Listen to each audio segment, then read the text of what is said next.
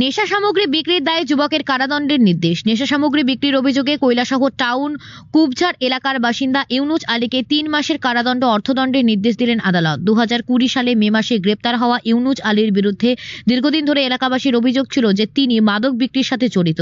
2020 সালের 7 মে ইউনুস আলী টাউন কুবঝার এলাকার বাসিন্দা শফিক বক্সের বাড়ি থেকে বের হওয়ার সময় স্থানীয় বাসিন্দাদের সন্দেহ হয়।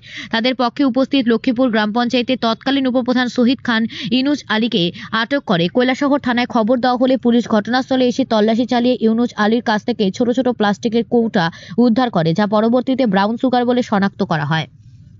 ঘটনার পর শহীদ খান লিখিত অভিযোগ দায়ের করেন এবং কৈলাসহর থানার পুলিশ ইউনুস আলী ও শফিক বক্সকে আসামি করে তদন্ত শুরু করে। তবে প্রমাণের অভাবে শফিক বক্সের নাম চার্জশিট থেকে বাদ দেওয়া হয়। 2020 সালে 30 সেপ্টেম্বর আদালতে চার্জশিট জমা দেওয়া হয়। এই মামলায় মোট 8 জন সাক্ষী ছিলেন এবং তদন্ত করেন চিত্তরঞ্জন রিয়াং।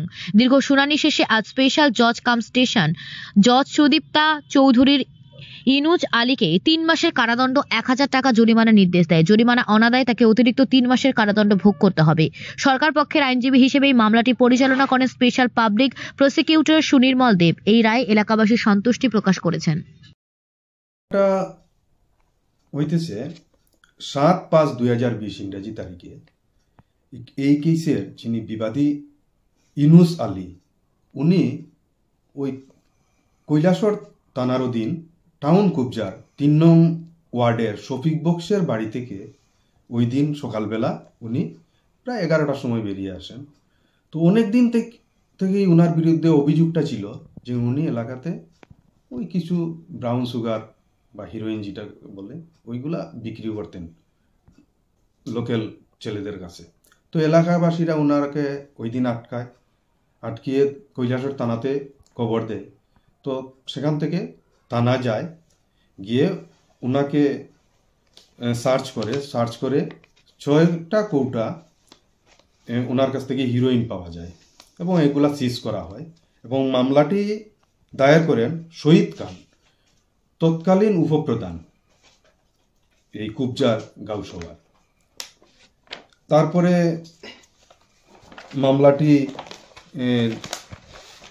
30/9/2020 ইংরাজি তারিখে ইনভেস্টিগেশন শেষে এই মামলার তদন্তকারী অফিসার চিত্তরঞ্জন রিয়াং উনি শফিক বক্সের বিরুদ্ধে চার্জশিট দাখিল করেন এবং মামলাটিতে যখন তদন্ত শুরু হয় তখন কিন্তু সেখানে যে যার বাড়ি থেকে উনি বেরিয়ে এসেছিলেন এই শফিক বক্সকেও কিন্তু আসামি করা হয়, কিন্তু যথেষ্ট প্রমাণ না পাওয়ার কারণে শফিক বক্সকে ওই চার্জশিট থেকে বাদ দিয়ে দেওয়া হয়, চার্জশিট ডিসচার্জ করা হয় এই কেসে যখন চার্জশিট জমা হয় এবং ইউনুস আলী নামেই চার্জশিটটা দাখিল হয় এবং প্রসিকিউশন পক্ষে মোট 8 জন সাক্ষীর সাক্ষ্য বাক্য গ্রহণ করা হয় এবং অবশেষে আজকে মাননীয় বিচারক